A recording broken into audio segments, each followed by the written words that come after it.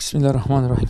Kürt sorunu Türkiye'nin 10 yıllardır büyük huzursuzluklara, büyük alt üst oluşlara yol açan kadim sorunlarından birini teşkil ediyor.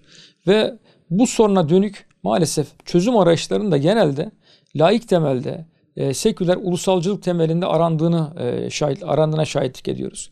Bu noktada aslında sorunun kökenine baktığımızda İslami kardeşlik temelinin, İslami aidiyet temelinin tahrip edilmesiyle birlikte ortaya çıkan bu sorunun yine ancak İslami temelde çözüm bulunabileceğine inanıyoruz. Şöyle ki laik Kemalist sürecin ortaya çıkarttığı bu soruna bir başka laik temelde çözüm arayışlarının bizatihi çözümsüzlük olduğunu, fasit daire olduğunu görmek durumundayız. Gerek Türkiye'nin gerekse Orta Doğu'nun, bölgenin bu yakıcı sorunuyla ancak İslami temelde adalet ve kardeşlik zemininde bir çözüm arayışının mümkün olacağının görülmesi lazım.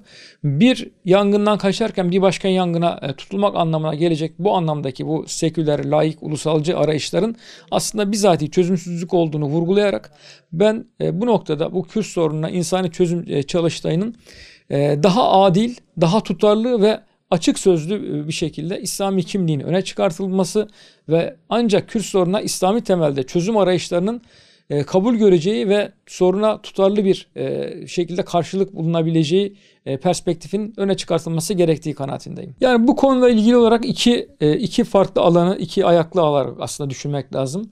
Bir, siyaset zemininin, yani resmi kurumların atması gereken adımlar var. Bunlar yasal düzeyde, belki baştan anayasadan başlayarak yasal düzeydeki düzenlemeler, yönetmelikler ve kurumların işleyişiyle ilgili olarak Türkçülük dayatmasından vazgeçilmesi noktasında yapılması gereken adımlar var.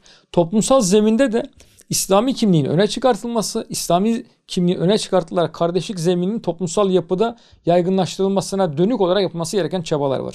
Birinci ayağı temsil eden resmi kurumların, devletin, hükümetin atması gereken adımlar ya da yapması gereken işlerle ilgili olarak bu konuyla alakalı ciddi bir öz eleştiri sürecinin bir müddettir zaten başladığını ama maalesef Kemalist resmi ideolojinin aşılamamasından dolayı bu konudaki çabaların güdük kaldığını görüyoruz.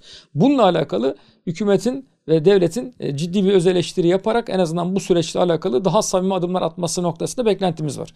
Ama diğer adımın da en az birinci adım kadar önemli olduğunu düşünüyorum. Çünkü maalesef bu Türkçü zehirlenmeye karşıtlık olarak, tepkisel olarak bir Kürtçü zehirlenmenin de ortaya çıktığını, dolayısıyla toplumsal yapıyı Türklük, Kürtlük zemininde ayrıştırarak kardeşlik zemininin toplumsal zeminde de tahrip edildiğini ve bu yöndeki çabalarla bunun daha da derinleştiğini görüyoruz. Dolayısıyla bu noktada ulusalcı arayışlarla, ulusalcı çözüm çabalarıyla bu zeminin giderek daha da derinleşerek kopmaya doğru gittiğini gördük.